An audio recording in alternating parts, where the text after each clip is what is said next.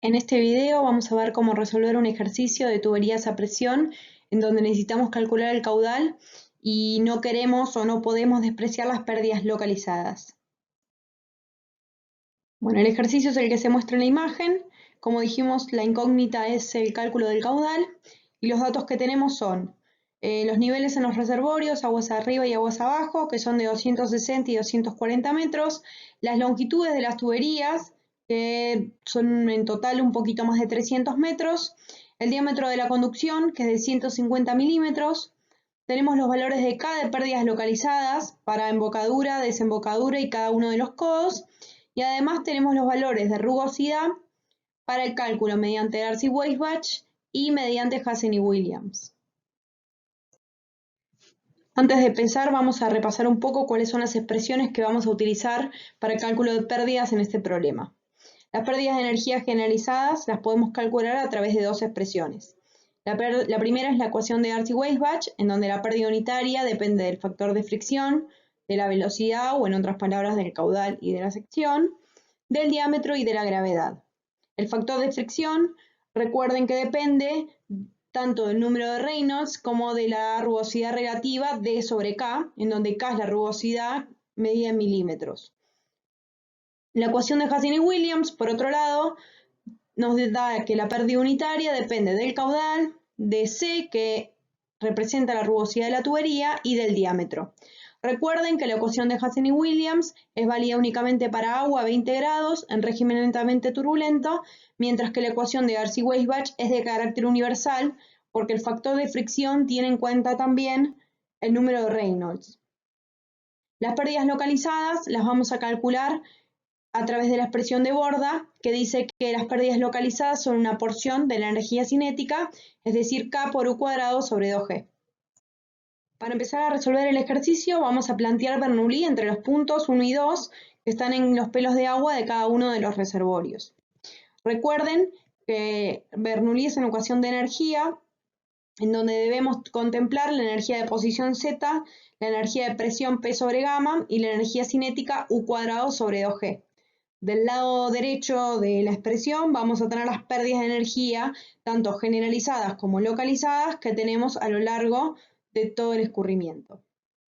Si tenemos en cuenta presiones relativas, tanto P1 como P2 son presión atmosférica y consecuentemente valen 0. Además, si tenemos en cuenta que las dimensiones de los reservorios son lo suficientemente grandes, podemos considerar que U1 y U2 son despreciables, al menos en relación a la velocidad que hay dentro del conducto. Entonces, lo que obtenemos es que la pérdida de energía, tanto generalizada como localizada, es igual al desnivel disponible entre reservorios, que en este caso es de 20 metros. Entonces, el desnivel topográfico va a ser igual a la suma de la pérdida de energía generalizadas y localizadas. En primer lugar, vamos a resolver el ejercicio mediante la ecuación de Darcy-Weisbach que vimos recién. Recuerden que esta es la fórmula para la pérdida unitaria y que la pérdida generalizada total va a ser igual a este J minúscula multiplicado por la longitud de la tubería. El factor F lo pueden calcular a partir de distintas expresiones. Una es la de Colebrook-White que se ve en la imagen, también tenemos la de Swamy-Jain. En este caso vamos a utilizar la de Colebrook-White. Fíjense que depende del valor de K, que es el valor de rugosidad del acero, que es dato, del diámetro, que también es dato, y de Reynolds, que en este caso es una incógnita por ahora porque no conocemos la velocidad. Esta ecuación de Colebrook-White tiene la característica de ser implícita, es decir, que tiene F de ambos lados de la igualdad. Por último, recordamos, para el cálculo de pérdidas localizadas, vamos a utilizar la ecuación de Borda, que nos dice que las pérdidas localizadas son iguales a la sumatoria de los K por U cuadrado sobre 2G. Si reemplazamos en la primera ecuación la ecuación de Darcy-Weisbach y la ecuación de pérdidas localizadas, obtenemos la ecuación que se puede ver en la imagen. Desde ahí podemos despejar la velocidad teniendo en cuenta que ambos términos incluyen la energía cinética. En la ecuación 1 podemos ver que tenemos como datos la pérdida de energía total, la longitud, el diámetro y la totalidad de los K de pérdidas localizadas. Con lo cual, si tuviéramos el valor de F, podríamos despejar U y consecuentemente obtener el caudal. Cuando ustedes vieron las metodologías de cálculo utilizando la ecuación de Darcy-Weisbach para distintas variables, vieron que cuando el caudal es la incógnita, podían calcular Reynolds raíz de f, que dependía del diámetro y de la pérdida, pero no del caudal. Dado que la ecuación de Darcy-Weisbach y consecuentemente la de Colebrook-White permiten el cálculo para pérdidas generalizadas, ese J que aparece en Reynolds raíz de f es la pérdida generalizada. Nosotros en este problema en particular no conocemos cuánto vale la pérdida de energía generalizada, porque en realidad sabemos que la sumatoria de generalizada y localizada son 20 metros, pero no sabemos cuánto vale cada uno de los términos y además suponemos que las pérdidas localizadas no son despreciables. Entonces no podemos aplicar en este caso esa metodología. Lo que vamos a hacer es trabajar con una iteración. ¿Qué significa esto? Vamos a adoptar un primer valor semilla de f. Es decir, es un valor que nosotros suponemos para empezar a calcular que no necesariamente es el real del problema. Les sugerimos que comiencen con 0,015 porque es un valor intermedio entre los valores habituales de f que suele rondar en la mayoría de los ejercicios entre 0,01 y 0,03. Entonces, con ese valor de f, en la ecuación 1, ustedes pueden obtener una velocidad y con esa velocidad calcular el número de Reynolds y luego en la ecuación de Colebrook-White poder despejar un nuevo f. Probablemente el f que ustedes obtengan de ese despeje no sea igual al mismo que ustedes supusieron inicialmente, es decir, a 0,015. Entonces, lo que va a haber que hacer es comenzar el proceso de iteración. En esta tabla se pueden ver los resultados que se obtienen considerando el valor semilla de f 0,015. A partir del cálculo de la velocidad y del número de Reynolds, vemos que el f que se obtiene en Colebrook-White es de 0,027.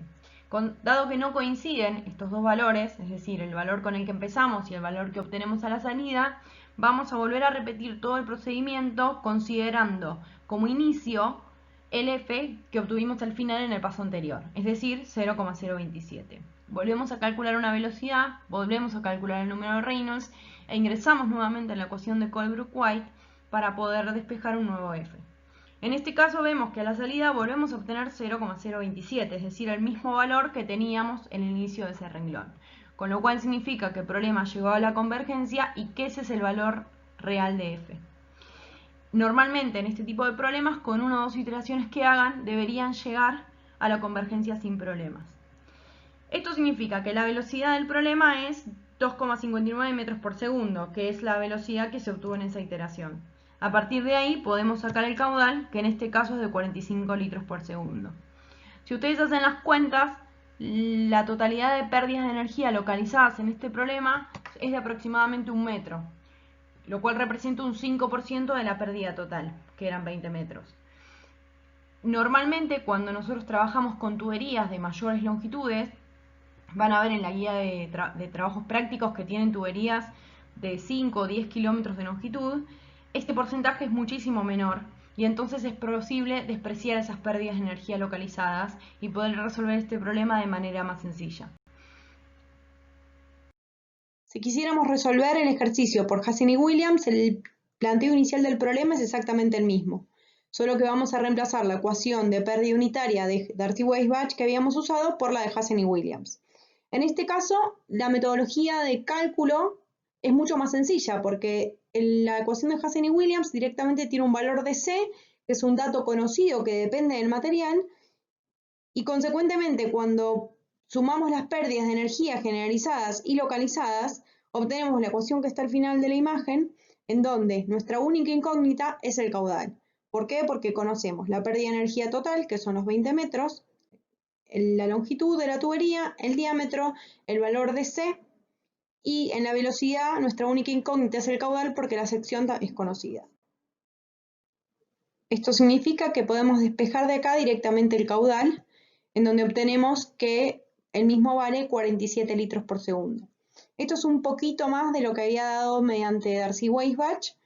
El error no es demasiado porque Darcy-Weisbach nos había dado 45,7, pero bueno, recordemos que esta ecuación tiene la limitación de que siempre tenemos que trabajar en agua a 20 grados en régimen netamente turbulento y que si quisiéramos aplicar una ecuación que sea universal, deberíamos sí o sí aplicar la ecuación de Darcy-Weisbach.